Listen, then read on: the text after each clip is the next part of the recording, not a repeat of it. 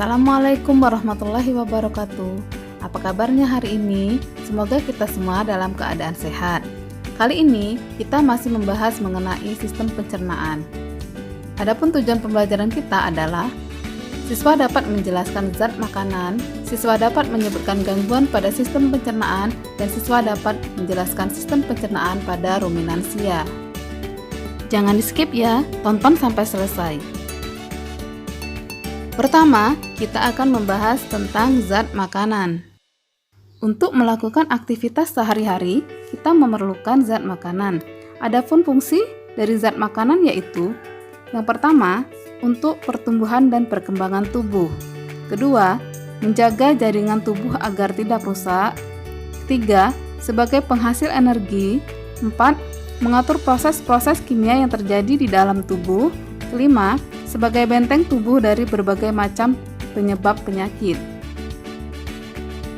Makanan yang kita makan harus mengandung unsur. Yang pertama adalah karbohidrat.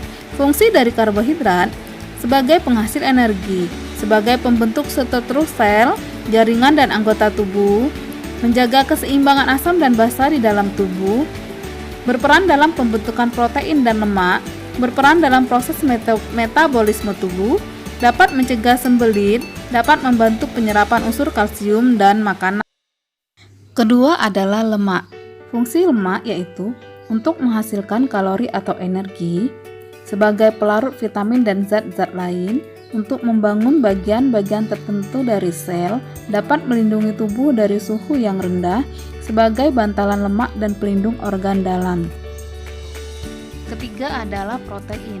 Fungsi protein menghasilkan energi dan kalori sebagai unsur pembangun jaringan yang rusak, untuk membantu pertumbuhan tubuh, sebagai sistem buffer, artinya dapat menjaga keseimbangan asam dan basa, dapat membentuk enzim, hormon, dan pigmen, membantu proses metabolisme tubuh.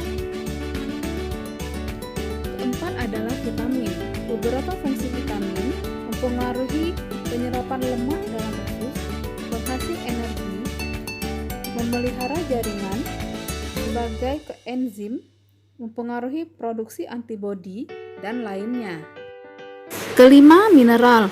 Beberapa fungsi mineral menjaga tekanan osmotik, memelihara pH tubuh, memelihara tulang dan gigi, mengatur proses pembentukan darah, dan masih banyak lagi yang lainnya. Selanjutnya yaitu gangguan pada sistem pencernaan. Beberapa gangguan pada sistem pencernaan, yang pertama adalah paratitis, disebut juga penyakit gondong. Kedua, serostomia, yaitu kelainan yang menyebabkan produksi saliva sedikit. Ketiga, gastritis, yaitu radang kronis yang terjadi pada lapisan mukosa dinding lambung. Keempat, disfagia, adalah keadaan lambung yang rusak akibat alkohol dan suatu racun tertentu. Kelima, peritonitis, terjadi akibat peradangan yang terjadi pada selaput perut. Keenam, hepatitis, yaitu infeksi hati yang disebabkan oleh virus hepatitis, dan yang lainnya. Selanjutnya, sistem pencernaan pada ruminansia. Mari kita lihat organ pencernaan pada ruminansia, mulai dari mulut, esofagus, rumen, retikulum, omasum, abomasum, dan usus. Proses pencernaan makanan pada ruminansia diawali dengan rumput dikunyah di dalam mulut, kemudian melalui esofagus menuju ke dalam rumen atau perut besar. Di sini terjadi proses pencernaan dengan bantuan mikroba atau bakteri.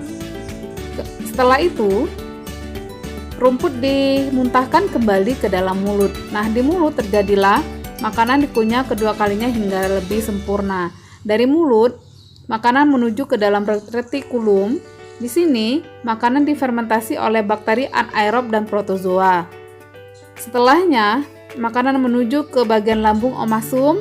Dari omasum, kemudian menuju ke abomasum. Nah, di sini terjadi proses pencernaan dengan bantuan enzim pepsin. Setelahnya, maka makanan akan menuju ke usus. Sampai di sini dulu materi kita pada kali ini. Terima kasih. Assalamualaikum warahmatullahi wabarakatuh.